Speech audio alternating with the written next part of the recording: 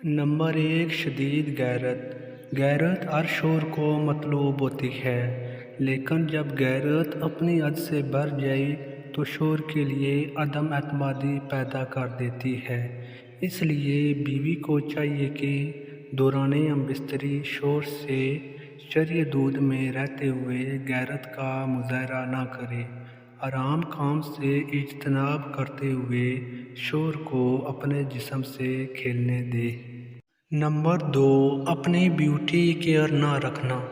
अक्सर बीवियां शादी के कुछ अरसा बाद ही सजना संवरना छोड़ देती हैं और जिस्म की केयर करना भी छोड़ देती हैं। ये चीज़ मर्दों में मायूसी और गुस्सा पैदा करती है।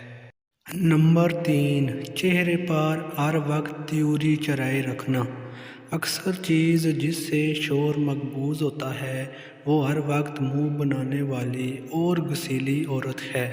अगर आप में ये आदत है तो इस आदत को मुस्कान वाली आदत में बदल दें। चंद दिन में मुस्बत रिजल्ट आपके सामने होगा। नंबर चार, खावंद की मंशा को पूरा कीजिए। अक्सर औक़ात बीवी मोहब्बत का वो तरीका नहीं अपनाती जो शोर को पसंद होता है। बीवी को चाहिए कि वो शोर के लिए घर में रोमांसी माहौल बनाए रखे ताकि शोर आप में सुकून तलाश करे।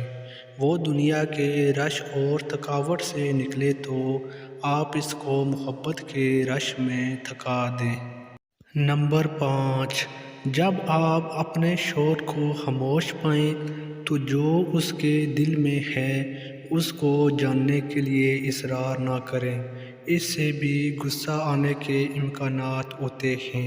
उनको पानी वगैरह पिलाएं और उनको उसी हालत में छोड़ दें। वो पुरसुकून होने के बाद खुद आपको अपनी तंगी और परेशानी से आगाह करेंगे। नंबर छः, शिकवे शिकायतें करने में गलत वक्त का चुनाव। अक्सर बीवियां शोहर के घर आते ही शिकायतों का टोकरा लेकर बोलने लगती हैं और शोहर बेचारा काम करके थका हारा घर वापस आता है तो आकर उसे शिकायतें सुनने को मिलें तो उसको बहुत जल्द गुस्सा आ जाता है, जिसकी वजह से माहौल ख़राब हो जाता है।